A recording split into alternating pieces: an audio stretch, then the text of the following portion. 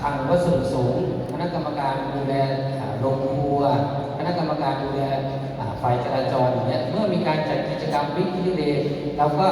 อาจจะมีถ่ายภาพร่วมกันแล้วก็แยกกันไปทำความสะอาดอย่างเงี้ยมันก็จะเกิดว่าเป็นภาพที่เกิดความร่วมมือแล้วก็ทุกพื้นที่ได้รับการพัฒนาแล้วก็ดูแลอย่างต่อเนื่องในส่วนนี้อันนี้ก็คือการจัดกิจกรรมบิ๊กคลีนเดย์ซึ่งแต่ละชุมชนนั้นก็จะมีจิตอาสาอยู่แล้วในแต่ละชุมชนซึ่งเราก็สามารถที่จะ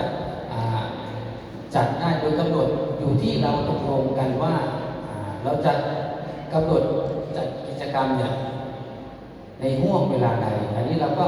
มาจัดกิจกรรมร่วมกันอันนี้คือตัวอย่างก่อนทำแล้วก็หลังทำก็จะเกิดความเปลี่ยนแปลงเราจะเห็นซึ่งการเปลี่ยนแปลงได้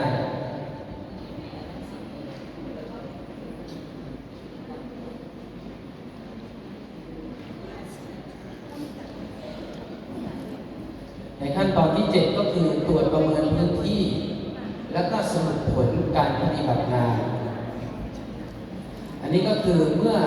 จากขั้นตอนที่ 1ก็คือการจัดตั้งคณะกรรมการขั้นตอนที่ 2ก็คือประกาศนโยบายอบรมให้ความรู้ลงพื้นที่วิเคราะห์จุดเด่นแล้วก็จุดที่เราจะต้องปรับปรุงแล้วก็มีการจัดกิจกรรมทำความสะอาดไปแล้วขั้นตอนสุดท้ายก็คือขั้นตอนที่ 7ก็คือตรวจประเมินพื้นที่แล้วก็สรุปผลการปฏิบัติงานก็คือว่า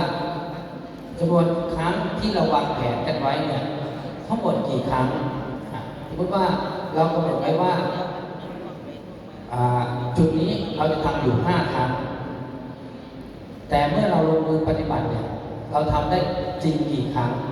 อันนี้ก็คือว่าจำนวนครั้งที่เราลงมือปฏิบัติแล้วก็จำนวนพื้นที่ที่วางแผนไว้มีกี่พื้นที่แล้วก็ทำได้จริงกี่พื้นที่อย่างเงี้ยอันนี้ก็คือเป็นการสรุปผลการปฏิบัติงานแล้วก็พื้นที่ที่ได้รับการปรับปรุงแล้วเนี่ยมีทั้งหมดประกอบด้วยพื้นที่ไหนบ้างอันนี้เราก็ลงไปแล้วก็องค์กรชุมชนและก็เครือข่ายที่ร่วมดำเนินโครงการทั้งหมดเนี่ยมีหน่วยงานไหนบ้างที่มาร่วมในการขับเคลื่อนโครงการวัดประชารัฐแล้วก็ร่วมในการทำกิจกรรมด้วยว่ามีโครงการมีเครือข่ายอะไรบ้างอันนี้เราก็ลงไปแล้วก็ผลที่ได้รับจากการดำเนินโครงการนั้นเป็นอย่างไรบ้างอย่างเงี้ยได้รับการปรับปรุงแล้วก็วางแผนตามที่เราประชุมกันอย่างเงี้ยเกิดความปลอดภัย